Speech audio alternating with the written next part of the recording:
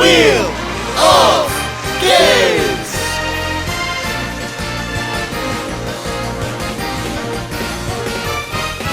Hi, I'm bigcal, and welcome to my world. It is the end of the month, which only means one thing: Wheel of Games. So at the end of all of these videos, I spin this lovely roulette wheel. Whatever category it lands on, I have to buy something gaming related based on the category that it lands on. And last month I spun it and it landed on £5 or under. So I had to buy any game for any system costing no more than £5. What did I pick up? Well, I didn't just get one game. I ended up with 3 in one package. And that is a Nintendo 3DS game, Rayman and Rabbids Family Pack. Ooh. Rayman and Rabbids Family Pack is a European exclusive 3DS game that has 3 full games included: Rayman Origins, Rabbids Rumble, and the game that I bought it for, and we'll be talking about here, Rabbids 3D, or known in other regions as Rabbids Travel in Time 3D. It was originally released in 2011 and then bundled together with the other 2 games in 2014, in Europe only for some reason. And it is a 2D platformer starring everybody's favourite, slightly less annoying minions, the Rabbids. This might come as a shock, but there isn't much of a story here. A Rabbid shows up in a washing machine time machine, of course, and all the Rabbids fight over his inflatable rubber duck, and in the chaos, the Rabbid gets thrown back into the time machine and thrown through time, and you just have to go through levels to get back home. There are only 4 worlds, however they do each have 16 levels, making it an impressive 64 levels in total. Unfortunately, having so many levels in a world does mean that each world's specific theme gets really boring towards the end. Even if they just split them up into 5 worlds, it probably would have helped.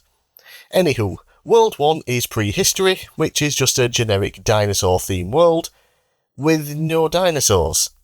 Well, they kind of show up in the background every now and then, but they aren't part of the stage enemies.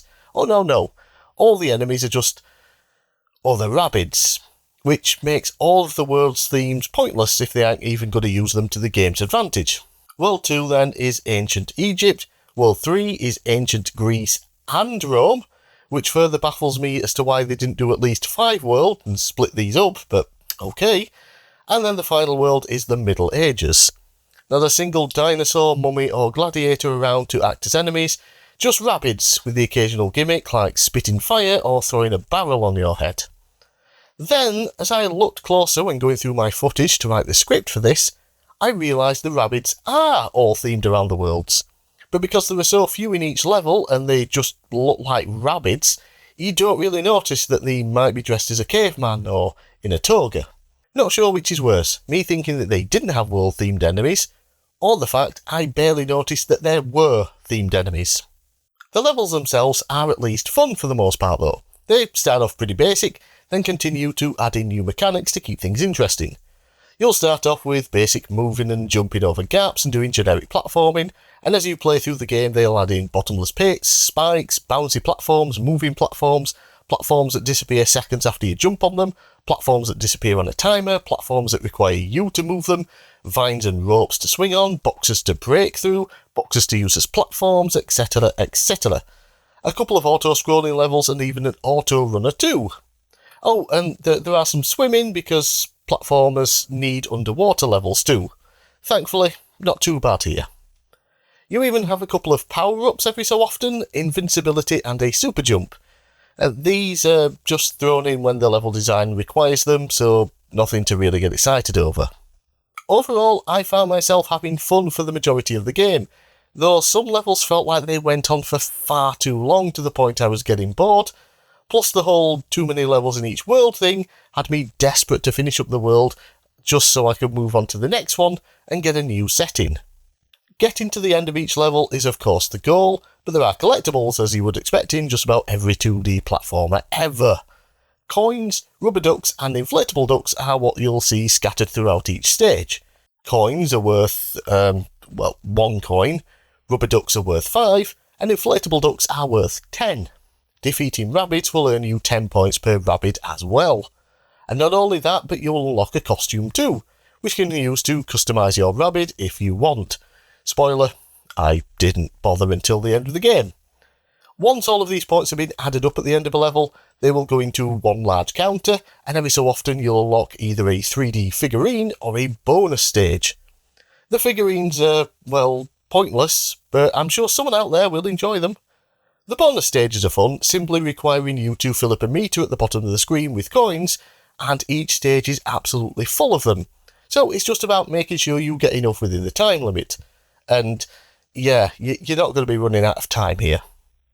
I never had to worry about getting enough coins to unlock these bonus stages until right near the end of the game. So, you've played through all the world stages, collected a ton of coins, unlocked a bunch of shit. It's time for a boss fight, right? Well, sort of. You just get thrown into a small arena, Smash Bros style, against a group of enemy rabbids. Beat them, and that's pretty much it. The final level of the game isn't even that. It's just an auto-scrolling level that is slightly more difficult than the previous levels. Then the game just goes instantly to the credits and that's it. No cutscene, nothing. It took me around 5.5 hours to get through the game, but there is some replayability here, as you can go back into each level and you'll get 2 different options, speedrun or specific goals. Speedrun is just as you would expect, get through the level as quickly as possible and try and earn a gold rabbit instead of medal. I tried this on 2 levels, one right at the start of the game and one near the end of the game. The level near the end of the game, I purposely made no effort to actually speed through the level, and I still ended up getting gold. As for the other option, you'll just enter a level with specific goals to accomplish, such as defeating all the enemies, not taking a single hit, collecting all the coins, or breaking all the boxes. None of it excites me personally, but hey, the option is there if you want it. And going through all the levels again multiple times will help you collect more coins to unlock all of the pointless figurines. Yay! Oh, and I almost forgot, there is a run mechanic in the game too. Want to know when the game tells you about it? World 3. Holding the R button and you run.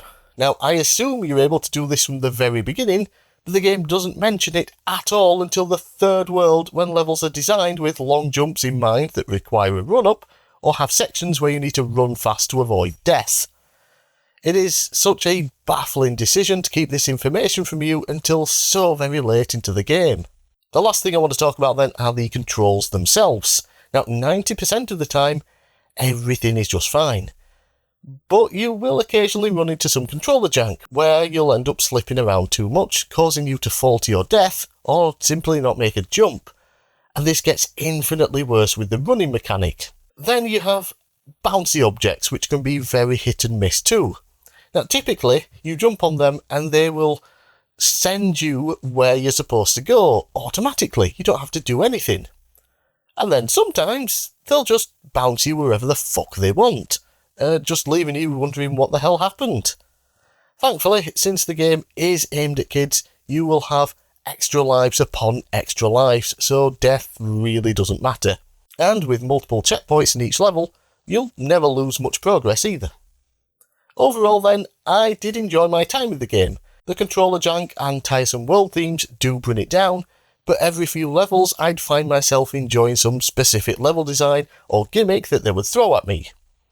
Honestly, worth the whole £5 I spent on the game, and that's not even mentioning the other 2 games that are included. Since this video was mostly about Rabbids 3D, I won't spend much time on the other 2 games.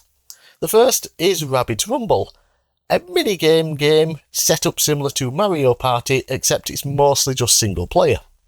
There is a 2-player versus mode, but yeah, that's it. And oh boy, did I get bored by the first minigame they throw at you. It's a turn-based JRPG fight, but it is so unbelievably slow that I almost gave up then and there. I did play through a few more minigames and continued to be bored. And then, just as I was about to turn the game off, I saw it. Mini golf. Surely they cannot screw this up, right? Yeah, they did. You have to use the gyro controls on the 3DS to move around a course and just get into the hole within the time limit. Hitting stage hazards knocks off 5 points from your score. Lame. Then we have Rayman Origins, which for most people is probably the reason they would buy this collection. Me? Yeah, I've just never really cared for Origins myself. Now, I love Legends, but Origins didn't click with me. And playing it again here didn't change my mind. Remember the jank and slippiness I mentioned in Rabbids 3D? Well, it's here too, and feels even worse. So much so that I wondered if maybe the 3DS version was just a different version of the game altogether. So I actually installed the game from my GOG library on PC and tried it there. And yeah, Origins just sucks to me. Oh well. Yeah, so when I was looking up games, someone mentioned the Rabbids 3D game on a Discord server I'm in, so I thought, oh, a 2D platform with the Rabbids, that sounds interesting, I'll buy that. So when I looked it up, I could get it for £5. But then I also saw this, for the same price, with 2 other games, so yeah, I picked it up. European exclusive, no idea why, but yeah, it is a cool bundle. If you like Rayman Origins, then you get that as well, so it's going to be double worth the money that it already is. And yeah, Rabbids Rumble's there too. Let's spin the wheel and see what happens next month. Yeah, so the wheel has of course been updated. The £5 or less has been removed, and I've replaced it with, I think possibly for the first time. Now, I did do this category with the old, what was it called? What was the old series called with the box? I cannot for the life of me remember. My brain is mush. But yeah, I had the little roulette wheel that would spin, and there was a board on it that I made. Yeah. And basically, I had that there. I think it landed on it once, maybe in all the years I was doing it. But now I've had it onto here, Cal's Choice, which basically means I pick any of the categories there as my own choice, if it lands on that, of course. So let's spin, and I'll just adjust it at the back so it'll actually spin. There we go. Give it a spin.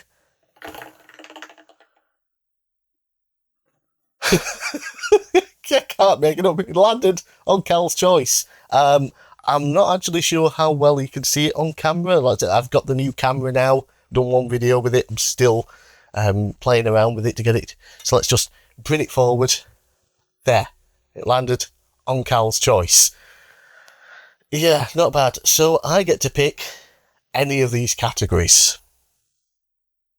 But I'm not going to tell you which one it is until the next month's video. So it'll be not just a surprise what I buy, it'll be a surprise which category I've picked. So I'm bigcal, thanks for watching. Let me know down in the comments below what you think of the Rabbids 3D travelling time game. Let me know what you think of that specific collection, if you played it, if you want it now, if you're not in Europe and you know it's a European exclusive, how you going to import it, and I'll see you again next time.